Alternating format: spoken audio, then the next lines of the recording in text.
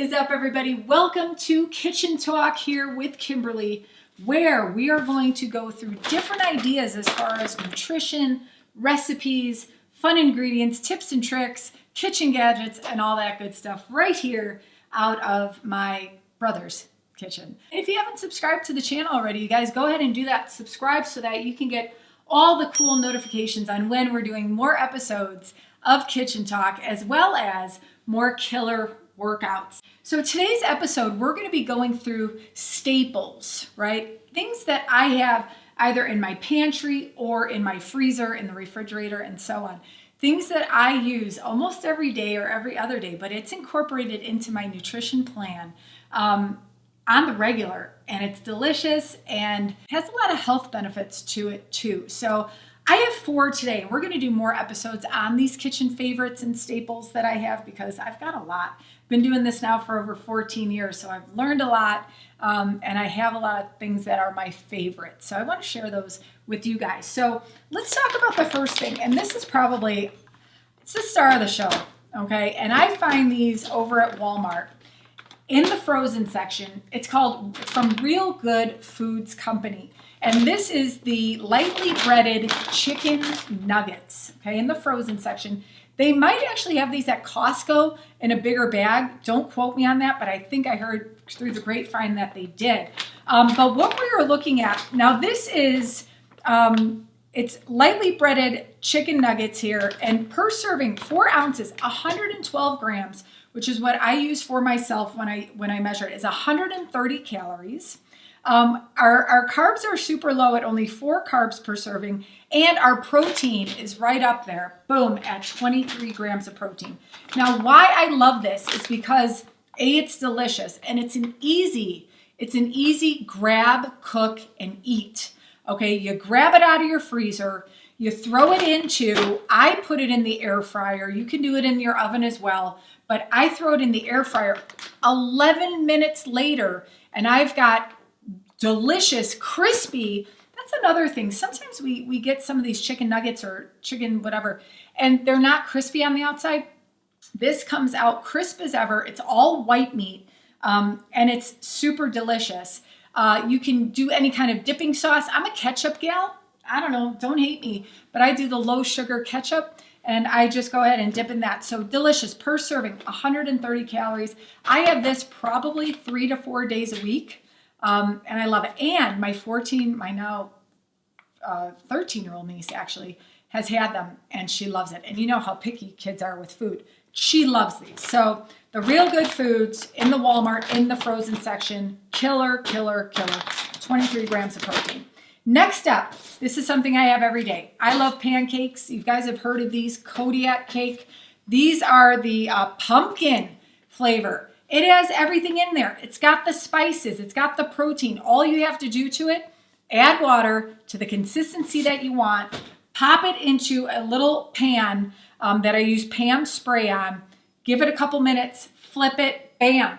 Also, to add a little extra protein to this, instead of mixing this with water, you know, I have it in my little serving dish, I mix it with liquid egg whites to get it to that pancake consistency. And then I throw it in the skillet and I cook it. So now I've got added protein from the liquid egg whites. You would never know. Who knew, right? You can also use this, guys. I've made little donut holes with it as well. Popped them in the air fryer, made like a little dough with it, and boom, you got little donut holes, protein donuts. So for a 50 gram serving, which is going to yield you like 3 flapjacks, right? Pancakes, 180 calories, protein, 13 grams.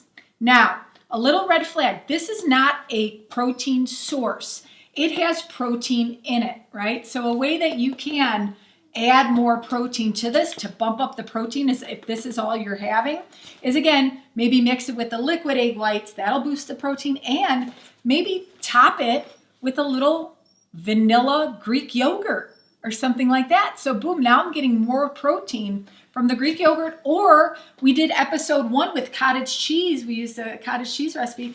Put some cottage cheese on this too, and then you'll have more protein to this. But really, really good. And it satisfies my sweet tooth. Sometimes I'll have it as like a dessert, a couple of those pancakes. Next up, where are my fruit lovers at? Ooh, ooh, ooh, ooh. Fruit is not bad for you. It's nature's candy, darn it. All right.